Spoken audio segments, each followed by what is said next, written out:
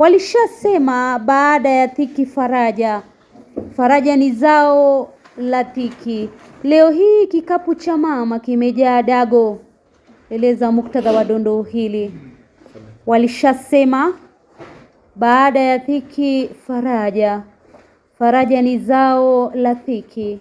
Leo hii kikapu cha mama kimejaa dago. Walishasema baada ya dhiki ni faraja. Faraja ni zao la dhiki. Leo hii kikapu cha mama kimejaa dago.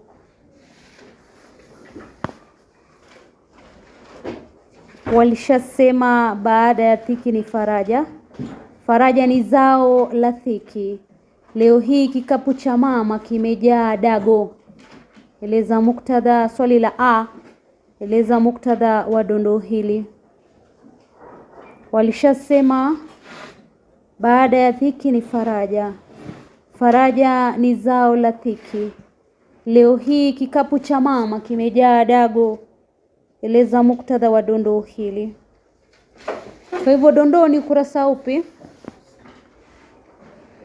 Walishasema baada ya dhiki ni faraja. Faraja ni zao la dhiki. Leo hii kikapu cha mama kimejaa dago. 6. Tusomewe hapo. Walishasema baada ya dhiki faraja. Faraja ni zao la dhiki. Leo hii kikapu cha mama kimejaa dago. Kwa hivyo msemaji Dina. Msemewa ni nani? Kiwa. Kiwa. Mahali nyumbani kwa Dina.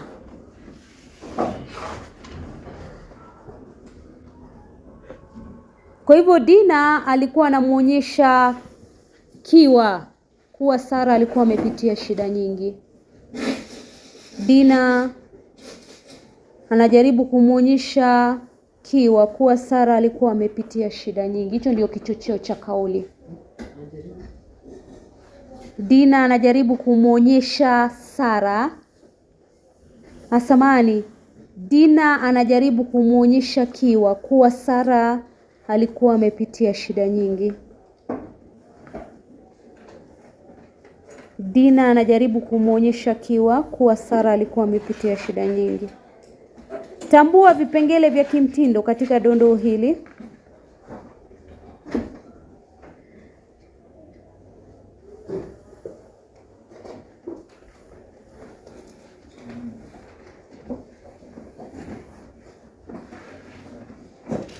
Vipengele vya kimtindo kwenye dondoo. Kwanza kuna methali pale kwenye hiyo dondoo. Methali ni gani? Baada ya dhiki faraja. Kwa hivyo unasema kuna methali, hiyo ni mtindo. Tambua vipengele vya kimtindo. Kwanza kuna methali, baada ya dhiki ni faraja.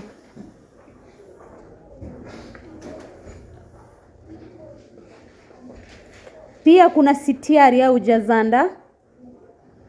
Na utapeana ule mfano wa leo kikapu cha mama kimejaa dago. Leo kikapu cha mama kimejaa dago. Yaani kuna mabadiliko, ina maana ya kuna mabadiliko. Kwa hivyo amfananisha moja kwa moja, yaani ina maana sentence hiyo ina maana kuna mabadiliko. Hiyo ni jazanda. Swali la cha, taja maudhui mawili yanayodokezwa katika dondoo. Taja maudhui mawili yanayodokezwa katika dondoo. Taja maudhui mawili yanayodokezwa. Taja maudhui mawili yanayodokezwa katika dondoo.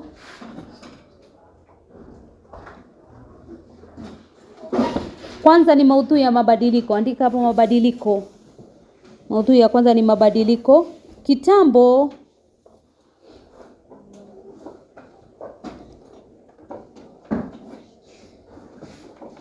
sasa hivi familia ya Yona ilipitia dhiki. Kitambo familia ya Yona ilipitia dhiki na sasa ni faraja. Kitambo familia ya Yona ilipitia dhiki na sasa ni faraja.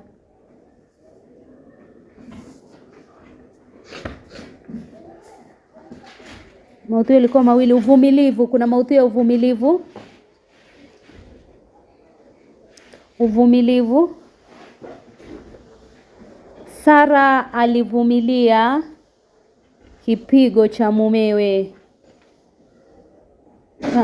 Ngoja kidogo, maudhui yanadokeza si uvumilivu. Sara anavumilia dhiki nyingi, kwa sababu hapa wamesema dhiki. Sara, unajua tunajikita kwenye dondoo. Sara anavumilia dhiki nyingi. Haya, swali la da ilikuwa unaambiwa ueleze sifa za msemaji na ni Dina. Tushasema sifa za Dina.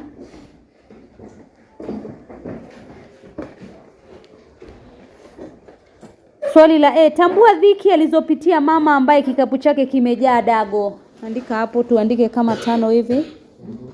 Tambua dhiki alizopitia mama ambaye kikapu chake kimejaa dago. Tambua dhiki alizopitia mama ambaye kikapu chake kimejaa dago.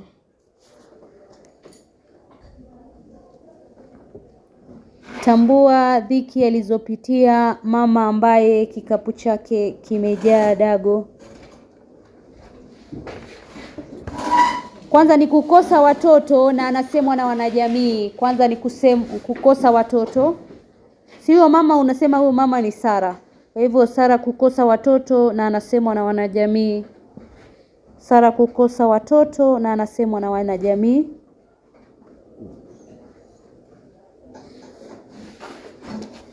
Sara kukosa watoto na anasemwa na wanajamii.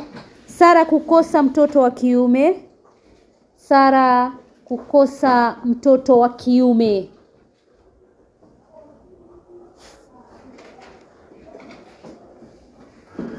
Na pia anasemwa, unasema Sara kukosa mtoto wa kiume na anasemwa. Yona mumewe kuingilia ulevi. Yona mumewe kuingilia ulevi na kumpiga. Yona mumewe kuingilia ulevi na kumpiga. Yona mumewe kuingilia ulevi na kumpiga.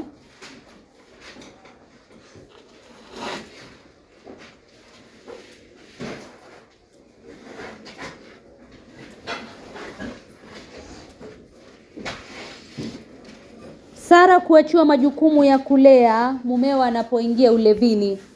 Sara kuachiwa jukumu la kulea. Sara kuachiwa jukumu la kulea Yona anapoingia ulevini. Sara kuachiwa jukumu la kulea Yona mumewe anapoingia ulevini. Sara kupata maradhi ya moyo kutokana na mateso ya mumewe. Sara kupata maradhi ya moyo. Sara kupata maradhi ya moyo kutokana na mateso ya mumewe. Sara kupata maradhi ya moyo kutokana na mateso ya mumewe Yona.